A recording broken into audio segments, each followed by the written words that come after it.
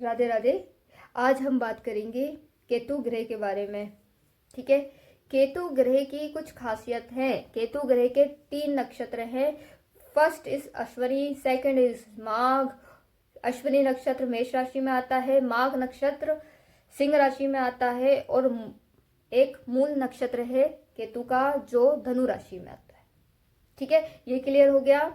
ये केतु की एनर्जी को दिखाता है। केतु कारक है, हीलिंग के कारक है, अध्यात्म के कारक है, और रिसर्च के कारक हैं। होता ना, चीजों को डीप रूट में अंदर तक, मतलब मूल मूल जो जड़ें होती हैं उनके कारक है। ठीक है, तो ये हीलिंग देने वाले ग्रह हैं, अध्यात्म देने वाले। हीलिंग कहाँ से? अश्विनी नक्षत्र से आती है। अध्यात्म माघ नक्षत्र से आता है। और जो मूल जो नक्षत्र है, जो जड़ें हैं, कुल की जड़ें हैं, वो आपके मूल नक्षत्र से आता है। मूल नक्षत्र से लोग थोड़ा सा घबराते हैं। मूल नक्षत्र एक्चुअली में इतना खराब नहीं है। ये आपके लीनेज के बारे में बताता है, लीनेज के रूट के बारे में भी बताता है केतु। ठीक है, तो वो एक्चुअली मूल से संबंध बताया जाता है। मूल का मतलब क्या होता है? एक वृक्ष है, वृक्ष की जो नीचे जो जड़ें हैं वो मूल हो जाएंगी। मतलब जमीन जो सरफेस है उसके नीचे की भी जो चीजें हैं वो केतु है। ठीक है, ऐसे ही आपके लिनेज में, जैसे कि आपके फादर हैं, आपके फिर दादा है, फिर परदादा है, फिर परदादा के भी दादा है, उस लिनेज तक पहुंचने के लिए वो केतु कारक है। जैसे आपको पितृ दोष होता है, ठीक है, किसी किसी को पितृ दोष होता है, तो उसमें जो बेस्ट रेमेडी होती है वो केतु की रेमेडी होती है। आपको अपने पैतृक गांव में जाना चाहिए, वहां पे पूजा अर्चना करनी चाहिए। ठीक है, गांव में समय बिताना चाहिए, पितरों की सेवा देनी चाहिए। तो ये वाली चीजें पितृदोष से आती हैं। ठीक है, पितृदोष का अच्छा निवारण केतु से आता है।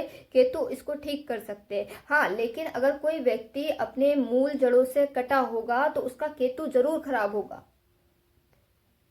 ठीक है, क्योंकि केतु राहु से जस्ट अपोजिट है। राहु मॉडर्न चीजों को दिखाता है, आज की चीजों को दिखाता है, आने वाली चीजों को दिखाता है। केतु क्या है? केतु जो है, जो पूर्व जन्म, मतलब होता है ना, पूर्व जन्मों की चीजें हैं, या मतलब होता है ना, जमीन से नीचे हुई चीजें हैं, उसको जो दिखाई नहीं देता, जो छुपा हुआ है, वो केतु है। और जो दिख रहा है वो राहु है। राहु के कार्य तत्व ऐसे हैं जो सबको दिखाई देंगे। अगर किसी का राहु एक्टिव होता है ना उसके चार्ट में, तो वो जो करता है ना वो सबको दिखाई देता है। ठीक है, उसके आचार व्यवहार बातें चीतें सबको दिखाई देंगी। लेकिन जब केतु एक्टिव होता है कुंडली में, तो वो जितना दिखता है ना उससे अंदर वो होता है। आपने कभी क्या कहते हैं, ये चीज समझी होगी कि हमारे फलानी चीज है ना, हमें पता चल जाती है, हमारी गट फीलिंग आ रही है। ठीक है, आपने बोला होगा मेरा इंट्यूशन बहुत तेज है। एक इंट्यूशन राहु देता है, एक इंट्यूशन केतु देता है। राहु के इंट्यूशन इल्यूजन क्रिएट करते हैं, लेकिन केतु का जो इंट्यूशन होता है वो गट फीलिंग से आता है। वो होता है तो फिर होता है। ठीक है, तो केतु एक्चुअली गट्स है। हम जैसे कि मंत्र उच्चारण करते हैं, मंत्र उच्चारण कैसे करते हैं? मुंह से करते हैं। कुछ बोल रहे हैं ओम ओम, तो ये क्या हो रहा है? हमारे थ्रोट को वाइब्रेट कर रहा है ओम। और वो जो चीज है हमारे अंदर एनर्जी जा रही है, वो जा कहाँ रही है? हमारी नाड़ी में जा रही है। हमारी जो नाभि है, नाड़ी के थ्रू नाभि, ये देखो ये वाला जो हिस्सा है यहाँ पे जा रहा है। जब ये चीज नाभि में जाती है, यहाँ पे बैठे हैं केतु। ठीक है, अगर किसी को फीलिंग आ रही है ना, गट फीलिंग आ रही है, नहीं आज ये काम नहीं करना है, कुछ अनहोनी हो जाएगी, तो वो चीज आप देखना, उस व्यक्ति का केतु ज्यादा एक्टिव होगा। कई बार वो सपनों में भविष्य देख लेते हैं, केतु एक्टिव है। कई बार उनका इंट्यूशन बहुत ज्यादा होता है, उन्हें पता चल जाता है कि ये चीज है ना ठीक नहीं जा रही है, या ये चीज बहुत सही है। वो केतु का इंट्यूशन होता है। ठीक है, लेकिन केतु का जो भी आपको रिजल्ट मिलेगा, ऐसा व्यक्ति बहुत ज्यादा डीप रूटेड होता है। ये भोग माया में नहीं पड़ता, क्योंकि केतु का एक और नक्षत्र है, दैट इज द माघ नक्षत्र। अभी हमने महाकुंभ का आयोजन देखा, बहुत बड़े महाकुंभ का आयोजन देखा। क्या था वो? आध्यात्मिक जागरण के लिए होता है। ठीक है, मोक्ष के लिए होता है, अध्यात्म के लिए होता है। महाकुंभ होता किस लिए है? अध्यात्म के लिए होता है ना। बृहस्पति अध्यात्म के कारक हैं, वो चक्कर लगाते हैं। ठीक है, तो माघ महीने में यहाँ पे क्या हुआ? महाकुंभ का मेला हुआ। ठीक है, और वैसे भी मकर संक्रांति के बाद, ठीक है, माघ महीना लगता है। और माघ महीने में ऐसा बोलते हैं, होता है ना, गंगा स्नान करना चाहिए, यमुना स्नान करना चाहिए, नर्मदा स्नान करना चाहिए, मतलब नदियों का, पवित्र नदियों का इसमें स्नान करना चाहिए। क्यों? क्योंकि ये माघ का महीना लग गया है, ठीक है। ये अध्यात्म का महीना माना जाता है और ये केतु से संबंधित है, ये संन्यास से संबंधित है, ठीक है। ये निर्वाण जो मिलता है उससे संबंधित है। और रही बात अश्विनी नक्षत्र की, केतु का अश्विनी नक्षत्र की एक अलौकिक खासियत है, केतु ना बहुत अच्छे हीलर होते हैं। ये किसी को स्पिरिचुअल तरीके से, ठीक है, डॉक्टर के तरीके से, वेद के तरीके से, ठीक है, किसी को गाइडेंस के तरीके से हील कर सकते हैं। तो जिसका केतु बहुत अच्छा होगा ना, वो दूसरों को होप दे सकता है, उसको हील कर सकता है, उसको क्या कहते हैं, फिजिकली हील कर सकता है, इमोशनली हील कर सकता है और स्पिरिचुअली हील कर सकता है। ये केतु का तत्व है, ये केतु का ही नक्षत्र है। लेकिन केतु का एक मूल स्वभाव है डिटेच होके करना, मतलब कि आपको किसी भी चीज के लिए अटैचमेंट नहीं रखना है, बिल्कुल अपोजिट है। ऑब्सेशन नहीं होता केतु से रिलेटेड, वो डिटेच होता है। जहाँ केतु बैठेंगे वहां से डिटेचमेंट आपको लेना है। अगर आप नहीं रखोगे, आपका केतु खराब है। आपको अगर केतु मान लीजिए किसी का फर्स्ट हाउस में है और आप खुद ही के बारे में मतलब है ना सोच रहे हो, अपने अपने बारे में चाह रहे हो, अपने पे बहुत ज्यादा ध्यान दे रहे हो, एक बात ध्यान रखना, आपका केतु खराब है। क्योंकि केतु का एक नेचर है, केतु खुद के बारे में, फिजिकल बॉडी के बारे में उसको कोई लेना देना ही नहीं है। वो अगर किसी चीज पे वर्क करेगा तो वो इनर एनर्जी पे वर्क करेगा, स्पिरिचुअल एनर्जी पे वर्क करेगा। एक मंगल वाला जो प्रधान जातक होता है वो जिम पे ज्यादा फोकस करता है, वो शरीर पे ज्यादा फोकस करता है। लेकिन जो केतु, बृहस्पति, बुध, जो आप बोल सकते हो आध्यात्मिक जो प्लेनेट माने जाते हैं, ठीक है, बुध को तो इतना नहीं माना जाता, थोड़ा सा वो सबकॉन्शियस, हाँ, लेकिन बुध का हायर वर्जन जो है वो अध्यात्म से जरूर जुड़ता है। तो ये जो प्लैनेट्स हैं केतु, बृहस्पति, शुक्र, आप जब देखोगे इनका मेनली फोकस पता है क्या होता है, जब ये बहुत शुभ हो जाते हैं, अध्यात्म का रास्ता दिखाते हैं, खासतौर से बृहस्पति और केतु। अब मैं धीरे धीरे काटती जाऊंगी। बृहस्पति और केतु जब ये प्रभावी हो जाते हैं, ऐसा जातक शरीर से ज्यादा अपनी एनर्जी स्पिरिचुअलिटी पे काम करता है, अध्यात्मिक पे काम करता है, क्योंकि उसे मालूम होता है शरीर तो मर जाएगा, ये नश्वर है, मेरी जो एनर्जी है वो आगे रिवॉल्व होगी, वो वापस से पुनः आएगी और वो एडअप होके आएगी। तो वो अपनी एनर्जीज पे काम करता है। तो केतु है ना जड़ों तक, मतलब होता है ना जड़ों तक, मतलब भविष्य के, मतलब भविष्य के बाद भी, भविष्य से पहले भी आपको वो पुण्य करवा के देता है।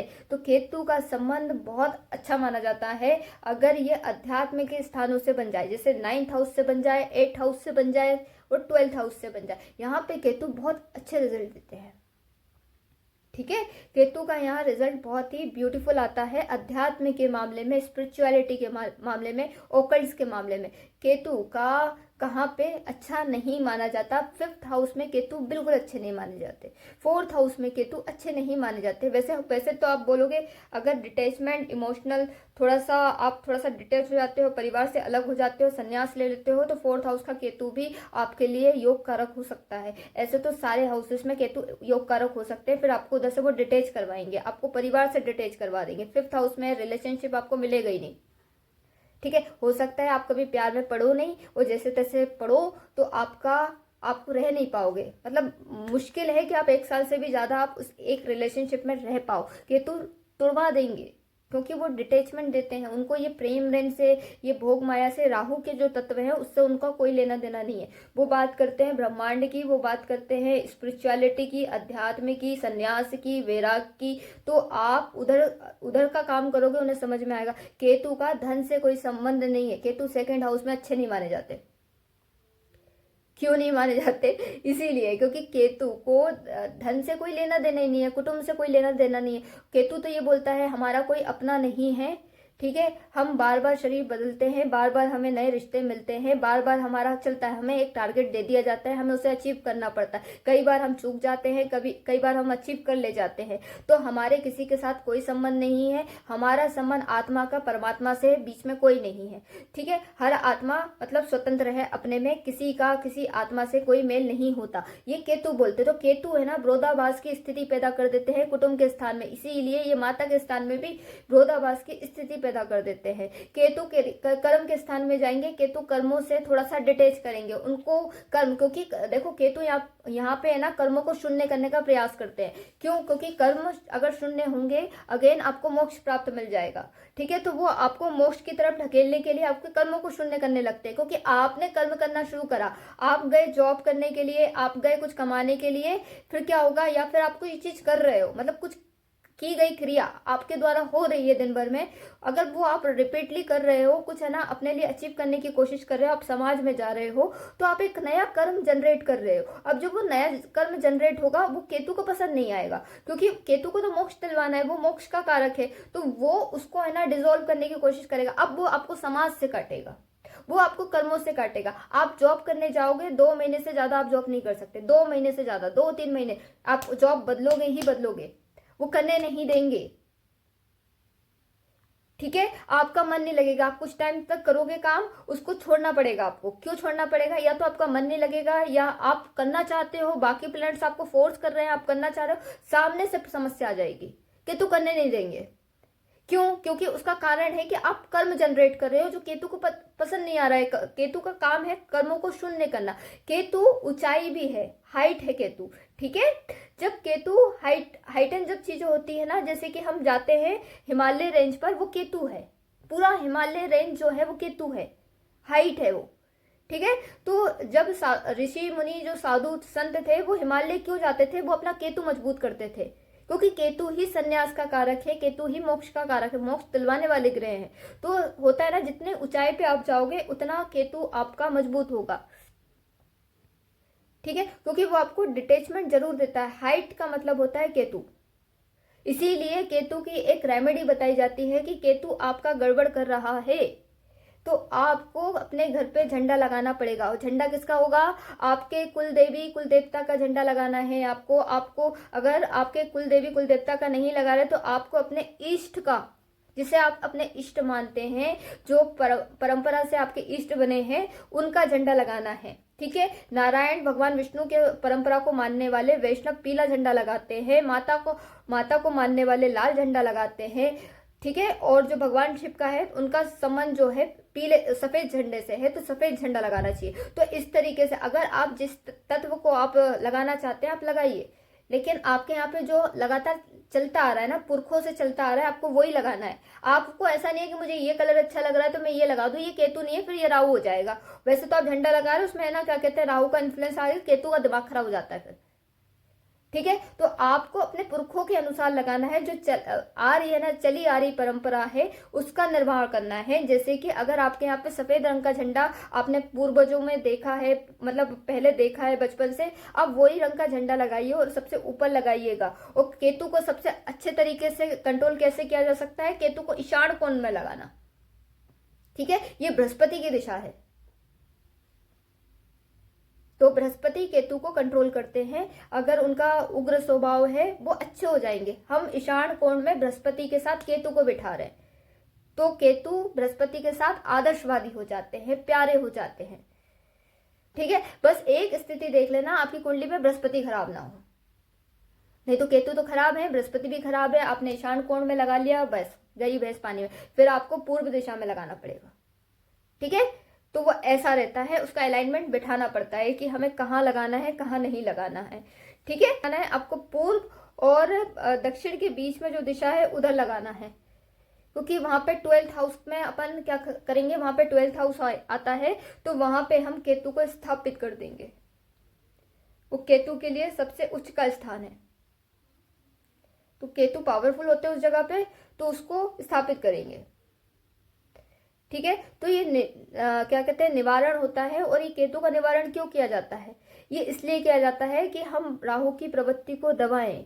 राहु भोग माया में खींचते हैं। अब कोई व्यक्ति है ना, उसको ये लगेगा, समझना मेरी बात, उसको ये लगेगा कि मेरा अफेयर करना जन्मसिद्ध अधिकार है, मुझे सुंदर सुंदर चीजें पसंद करना मेरा जन्मसिद्ध अधिकार है, मुझे हर सुंदर चीज मिलनी चाहिए, मुझे सुंदर गाड़ी मिलनी चाहिए, मुझे सुंदर घर मिलना चाहिए, मुझे सुंदर लड़कियां या लड़के मिलने चाहिए।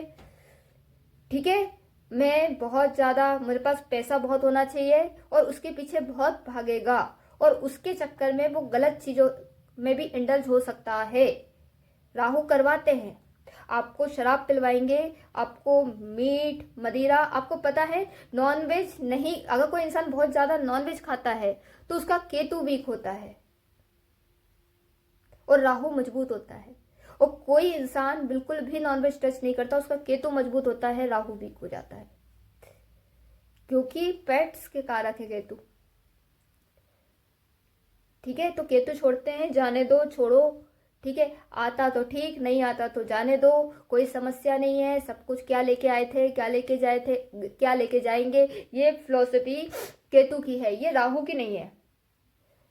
राहु तो बोलते हैं कि अब मैं आ गया हूं तो अब मैं बहुत कुछ प्राप्त करूंगा, मुझे कल का नहीं पता, मुझे तो आज चाहिए, अभी चाहिए, इसी वक्त चाहिए। और केतु को, राहु को कोई मतलब नहीं है स्पिरिचुअलिटी से। ठीक है, वो बात अलग है। राहु भी बहुत अच्छे हो जाए तो अध्यात्म में कहीं ना कहीं वो रास्ता बनाते हैं, राहु भी। ठीक है, लेकिन ये बहुत रेयर है, ये बहुत रेयर है। मोस्ट ऑफ द केस वो आपको इंडल्ज करेंगे भोग माया में। ठीक है, इसका रेमेडी क्या होगा कि अब क्या करें भाई, अगर ये चीज है तो क्या करें? केतु को मजबूत करो, सबसे बेस्ट रेमेडी है केतु को मजबूत करो। वो राहु को दबा देते हैं, क्योंकि केतु क्या है? डिटैचमेंट। राहु बोलेगा लड़कियां चाहिए, केतु बोलेगा क्या करेगा लड़कियों का, एक दिन तो मर जाना है, उसके बाद फिर जन्म लेना है, तो हमें तो बार बार ये जन्म मरण से मुक्त होना है। क्योंकि केतु ही तो गिरे थे भगवान विष्णु के चरणों में, तो उन्हें पता है कि मोक्ष ही अंत है, तो वो मोक्ष ही लेना चाहते हैं। तो वो केतु को दबाने का प्रयास करेंगे, वो उसको छुड़ाने का कोशिश करेंगे। आइसोलेट करते हैं केतु, क्या करते हैं? अलग थलग करते हैं। या तो कोई व्यक्ति भीड़ में भी रहेगा तो वो है ना डिटेच ही रहेगा, लोगों के साथ ही या कर तो रहा है लेकिन उसका मन नहीं लग रहा, वो जबरदस्ती ही या कर रहा है, वो केतु है। ठीक है, वैसे तो वो कोशिश करता है वो अकेले रहे, इंट्रोवर्ट स्वभाव देता है, कोशिश करता है, लोगों से वो मिलता नहीं है, ज्यादा बात नहीं करता, काम की बात करता है। ऐसा नहीं है कि चलो बड़ी बात करते हैं, धीरे धीरे। और केतु का प्रभाव स्टार्टिंग में नहीं होता, ये उम्र के साथ आता है।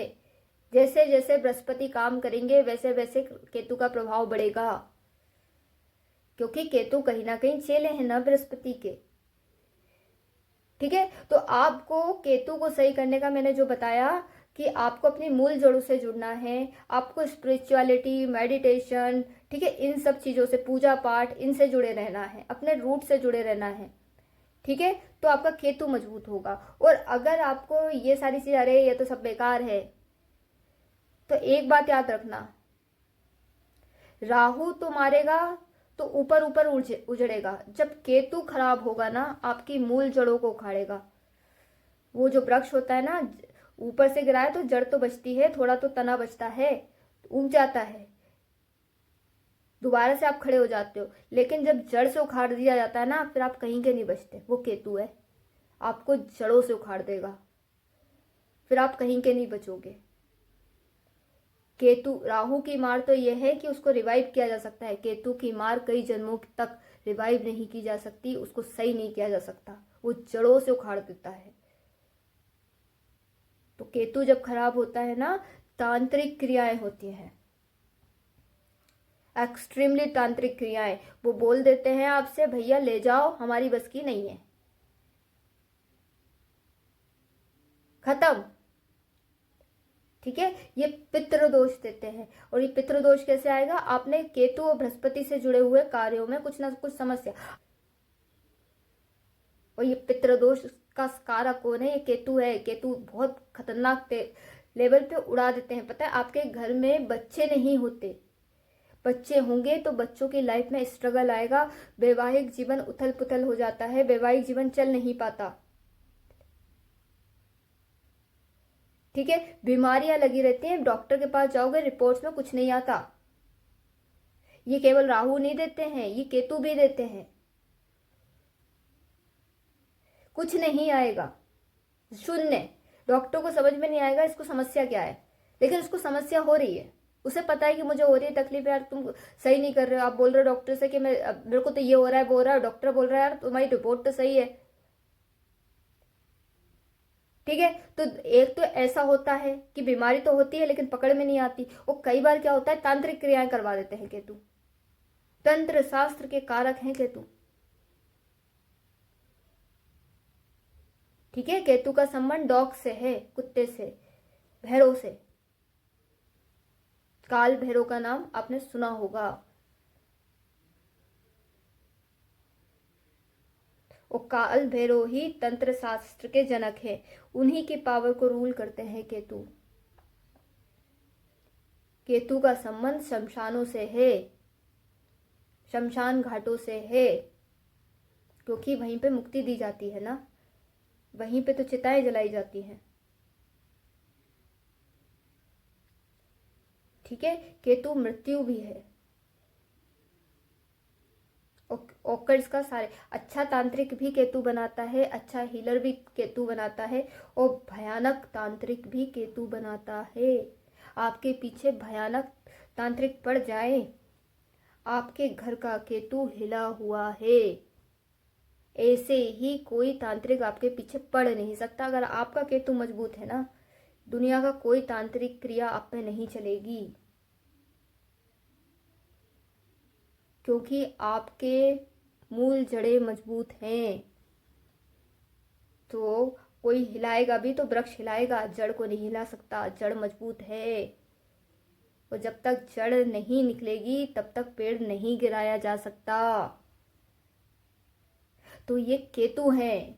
हाँ, लेकिन केतु ने चाह लिया कि इसको तो उखाड़ना है, तो जड़ों से उखाड़ देता है। वो बहुत बड़े बड़े एम्पायरों को जड़ों से उखाड़ देता है। जो राहु ने बनाए हैं बड़े बड़े एम्पायर, उनको केतु जड़ों से उखाड़ देता है। मतलब एक विदिन 1 ईयर नहीं लगता, केतु की दशा आएगी 1 साल में उखाड़ दिया, खत्म।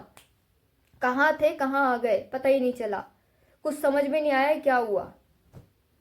आप क्या कर रहे थे? आप कर रहे थे पार्टियां, इंजॉयमेंट, यार्ड्स में घूमना। अब केतु की दशा आ गई, केतु को तो कोई मजा नहीं है पार्टीज करने का, यार्ड्स में घूमने का, प्लेन में घूमने का, कोई इंटरेस्ट नहीं है उसको। ठीक है, हिप हिप हुर्रे करने का उसको कोई इंटरेस्ट नहीं है। वो अकेले रहना चाहता है, मेडिटेशन करना चाहता है, आध्यात्मिक की चीजें पढ़ना चाहता है, वो सन्यासी है। ठीक है, और कई बार केतु बड़े एम्पायर भी बनवाते हैं, ऐसा नहीं है ये केवल सन्यास दे दे।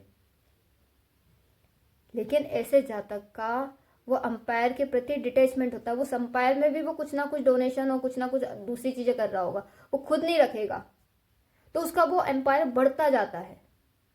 इसका बेस्ट एग्जाम्पल रतन टाटा है। उनने डोनेशन, जितना वो डोनेशन करते गए उतना आगे बढ़ते गए। उनका वो जो पूरा टाटा का जो भी उनका ऑर्गेनाइजेशन है वो उनके नाम पे है ही नहीं।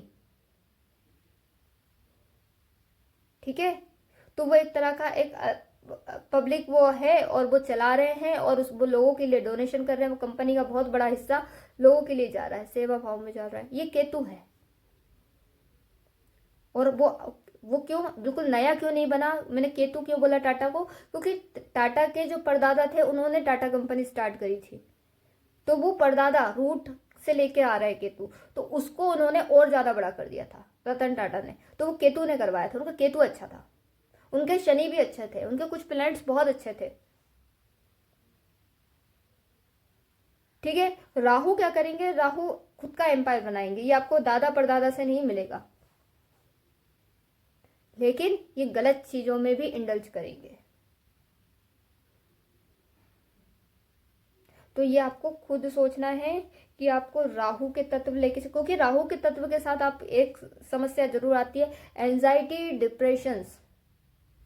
ठीक है, आप बहुत पैसा छापोगे भी, आप बहुत भोग माया में पड़े रहोगे, आप डिप्रेशन की गोली जरूर खाओगे। और केतु की दशा में अगर केतु अच्छे हैं, वो आपके पास, भले आपके पास 100 रुपये जेब में ना हो, लेकिन आपको डिप्रेशन की गोली खाने की आवश्यकता नहीं पड़ेगी, क्योंकि आपका बिल्कुल नॉर्मल चलेगा, क्योंकि आपको मतलब ही नहीं उस चीज से। आपका वो इतना इंतजाम कर देंगे कि आपकी 2 रोटी सुबह की, 2 रोटी शाम की व्यवस्था कर देंगे बस, और आपको मतलब भी नहीं रहेगा। तो ये केतु है। केतु की पावर को समझना हर किसी के बस की बात नहीं है। लोगों को लगता है अरे ऐसे थोड़ी ना होता है। एक दिन सबको केतु के मूल पे आना पड़ता है, क्योंकि मूल पे ही आते हैं ना हम लोग, जड़ों से जुड़ना पड़ता है। जड़ ही केतु है। अगर जड़ से हटोगे उखाड़ दिए जाओगे, और वो उखाड़ने वाले केतु ही होंगे, आपको लिटरली उखाड़ देंगे वो। केतु पितृ दोष देते हैं तो घर में संतान होने की समस्या हो जाती है, संतान नहीं होने देते वो।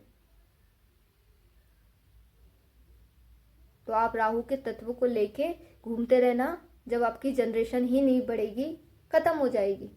अब आप कोई मेडिकल इशू लेकर आ जाइए कि हमारे ये वाली प्रॉब्लम है, वो वाली प्रॉब्लम है। वो प्रॉब्लम आ क्यों रही है भाई? वो तुम्हें क्यों आ रही है? तुम्हारे पड़ोसी को क्यों नहीं आई? कभी सोचा है? तुम्हारे आसपास, तुम्हारे और लोगों के आसपास, दोस्त यारों में क्यों वो प्रॉब्लम नहीं आई? वो तुम्हें ही क्यों आ रही है?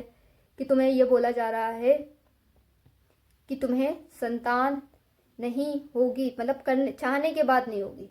मेहनत कर रहे हो तब भी नहीं हो रही, डॉक्टर को दिखा रहे हो तब भी नहीं हो रही।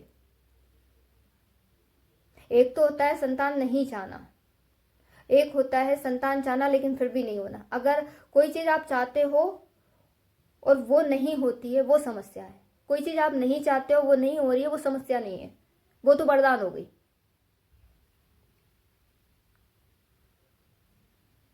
ठीक है, कोई व्यक्ति ये चाहता है कि है ना, मेरे को क्या कहते हैं, हिमालय में रहना है, ठीक है, या फिर हिमाचल प्रदेश में रहना है, उत्तराखंड में रहना है, ठीक है। वो उसको उसकी दशा ऐसी आई केतु की कि उसको है ना हिमाचल या उत्तराखंड में छोटी सी जगह में रहने की व्यवस्था करवा दी और वो वहां पे रहने लगा, तो ये उसके लिए योग कारक है। लेकिन कोई व्यक्ति है, उसको तो मुंबई में रहना है, बैंगलोर में रहना है, बड़े क्या कहते हैं फ्लैट वगैरह तो छोड़ो, मेंशन में रहना है, वहां पे मुंबई में भी मेंशन होना चाहिए, ठीक है। लेकिन केतु की दशा आई और उधर उस व्यक्ति को छोटे से घर में किराए के मकान में ठहरा दिया। वो तो झेल ही नहीं पाएगा। समझ में आया? और यही व्यक्ति जिसका केतु अच्छा होगा वो हिमालय में पहुंचाएगा और वो झेल लेगा। और ऐसे व्यक्ति को जो भोग माया में फंसा उसको हिमालय पहुंचा दो, वो मुश्किल से फोटो मोटो क्लिक करके घूम फिर के 7 दिन में वापस वो रह नहीं सकता। बोलेगा ठीक है अब हो गया, पैसे कमाने हैं, चलो। वो चीज है। तो केतु का थोड़ा सा डिटेचमेंट, जंगलों में वास करने वाले, पहाड़ों पे रहने वाले, अकेले अलग थलग, किसी के साथ नहीं, ये केतु ही देते हैं।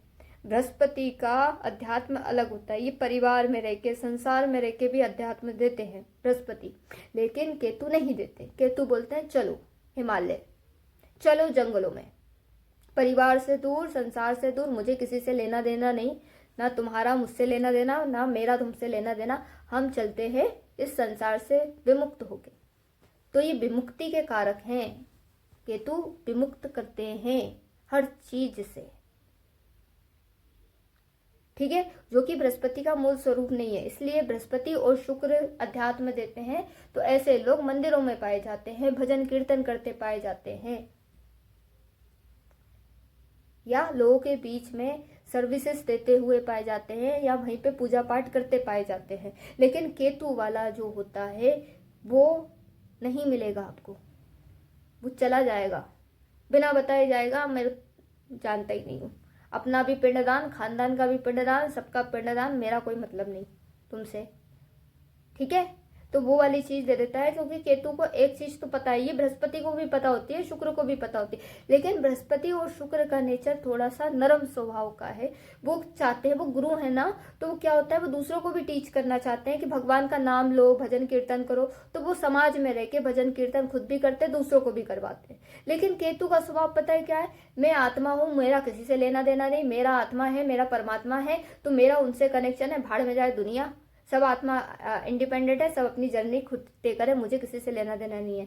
ये आत्मा का परमात्मा का एक अद्भुत मिलन होता है केतु के जो सोच है उस हिसाब से, और वो उधर प्राप्त भी करवा लेते, बिल्कुल करवाते हैं, लेकिन अकेले करवाते हैं, ये सबके साथ नहीं रहने देते, ठीक है। और केतु को अटेंशंस नहीं पसंद, वो कहीं बहुत दूर रहना चाहता है जहां उसे कोई ना देखे, वो छुपा रहना चाहता है, क्योंकि जड़ें दिखाई नहीं देती, वो जमीन के अंदर रहती हैं, ये छुप के रहना पसंद करते हैं। इसीलिए अष्टम के कारक बनते हैं केतु, ये छुपा हुआ हाउस है। ठीक है। 12th हाउस के कारक बनते हैं केतु, क्योंकि ये ब्रह्मांड का हाउस है, खुला हुआ हाउस है, ये ऊंचा हाउस है। ठीक है, तो ऐसा है। केतु के कुछ ग्रह बहुत ज्यादा अति शत्रु है। सूर्य केतु को नहीं पसंद, क्योंकि सूर्य का एक तो होता है पॉजिटिव कंजंक्शन इनका बनेगा, तो ये तंत्र शास्त्र ज्योतिष शास्त्र का योग बनाते हैं और बहुत अच्छा योग बनाते हैं। ठीक है, और लेकिन वो पितृ दोष का योग भी बना देते हैं। ठीक है, तो ये अच्छा नहीं माना जाता। तो बाकी योग तो बनाएंगे, लेकिन ये वाला योग भी बनाएंगे। ठीक है, चंद्र को, केतु को चंद्र नहीं पसंद। ठीक है, चंद्र मन की स्थिति है, मन के मोजी हैं, मन के राजा हैं, उनको ये व्यवहार पसंद नहीं है। वो एकाग्रता पे, फोकस पे बहुत बिलीव करते हैं, तो उनको चंद्रमा नहीं पसंद। केतु को शुक्र भी नहीं पसंद, क्योंकि शुक्र लग्जरी, कला, इन सब चीजों को दिखाते हैं, संसारिक चीजों को बताते हैं, सृजन के कारक हैं, बच्चे देने के कारक है ना शुक्र। शुक्राणु से ही तो बच्चों का जन्म होता है, अंडाशय से ही तो बच्चों का जन्म होता है। तो शुक्र का संबंध उत्पत्ति से है और केतु का संबंध नहीं है। केतु कंफर्टेबल फील नहीं कर पाते सृजन के साथ। ठीक है, तो वो वहां से प्रॉब्लम आती है। केतु की मंगल से भी कोई खास मित्रता नहीं है। मंगल लड़ना जानता है, जीतना जानता है। वो केतु बोलता है चलो छोड़ो यारो, जाने दो। केतु की सिर्फ 2 ग्रहों से आपको मित्रता मिलेगी। फर्स्ट है बृहस्पति, सेकंड इज बुध। सिर्फ 2 ग्रह, पहले हैं बृहस्पति, दूसरे हैं बुध, क्योंकि केतु को पूर्ण करते हैं बुध। केतु के पास सर नहीं है, तो बुध जब उनकी बुद्धि जो मिलती है वो केतु को पूर्णता देते हैं। तो ये बहुत बैलेंस फॉर्म में इनकी एनर्जी काम करती है। बाकी केतु अपने आप को मतलब चेला मानते हैं और बृहस्पति को अपना गुरु मानते हैं, तो उनके आगे वो नतमस्तक हो जाते हैं, तो वो उनके हिसाब से चलना प्रारंभ कर देते, तो वो थोड़े कंफर्टेबल पोजीशन मानी जाती है। ठीक है, तो ये है। लेकिन बाकी सारे ग्रह से केतु को थोड़ी सी दिक्कत है सबसे। बाकी जितने भी प्लैनेट्स हैं सबसे केतु कंफर्टेबल फील नहीं करते। वैसे तो केतु को अकेला रहना ज़्यादा पसंद है, फिर ज़्यादा से ज़्यादा वो बर्दाश्त कर सकते हैं बृहस्पति के साथ बैठ जाए या तो बुध के साथ बैठ जाए। ठीक है, तो वो इतना ही बर्दाश्त कर सकते हैं, इससे ज़्यादा बर्दाश्त उनसे होगा नहीं। फिर वहाँ नहीं तो समस्या ये क्रिएट करते हैं। ठीक है, फिर वो डिससेटिस्फेक्शन देना स्टार्ट कर देते हैं। जिस प्लेनेट के साथ बैठेंगे, जिस हाउस में बैठेंगे, वहां से आपको डिससेटिस्फेक्शन मिलना शुरू हो जाएगा। केतु खराब रिजल्ट देना स्टार्ट कर देंगे। ठीक है, ऐसे देखा जाता है। आप देखना, अपना चार्ट खोलना, जहां पे केतु होगा, जिस प्लेनेट के साथ बैठा होगा, आपको एग्जैक्ट पता चलेगा। आप बोलोगे हाँ मुझे इस हाउस से, कार्य तत्वों से मुझे अटैचमेंट हो रहा है और मुझे समस्या भी आ रही है, और ये इसी ग्रह के साथ समस्या आ रही है, यही प्रॉब्लम मेरी लाइफ में चल रही है। केतु खराब है, लेकिन केतु अकेले बैठे हैं। ठीक है, केतु अकेले बैठे हैं, ठीक ठाक हाउस में बैठे हैं, बढ़िया है आपके लिए। ठीक है, क्योंकि केतु का अकेला रहना ही अच्छा, और ज्यादा से ज्यादा वो अपने गुरु के साथ अच्छे, बृहस्पति के साथ। तो जो केतु की बिल्कुल डिटेच जो आइडियोलॉजी है उसको बैलेंस करते हैं बृहस्पति बोलते हैं केवल संन्यास से मोक्ष की प्राप्ति नहीं होती, हम तुम्हें कर्म योग, ज्ञान योग, भक्ति मार्ग का साधन देंगे, सार सिखाएंगे। और फिर केतु बृहस्पति के अकॉर्डिंग चलने लगते हैं, क्योंकि उन्हें मालूम है कि बृहस्पति तो अध्यात्म के कारक हैं, मोक्ष के कारक हैं। ठीक है, तो वो उनके अनुसार चलने लगते हैं, जैसा गुरु बोलेंगे वैसा केतु करने लगेंगे। और बुध जो है केतु को पूरा कर देते हैं, क्योंकि उनके पास है ना कि ये हिस्सा है, नीचे का हिस्सा है, ऊपर का सर नहीं है, तो बुद्धि उनको मिल जाती है, तो वो केतु को पूरा करते हैं। इसलिए बुध थोड़ा सा कंफर्टेबल होते हैं, केतु बुध के साथ काफी कंफर्टेबल होते हैं। ठीक है, और बुध भी केतु के साथ काफी कंफर्टेबल हो जाते हैं। ठीक है, ओके, राधे राधे।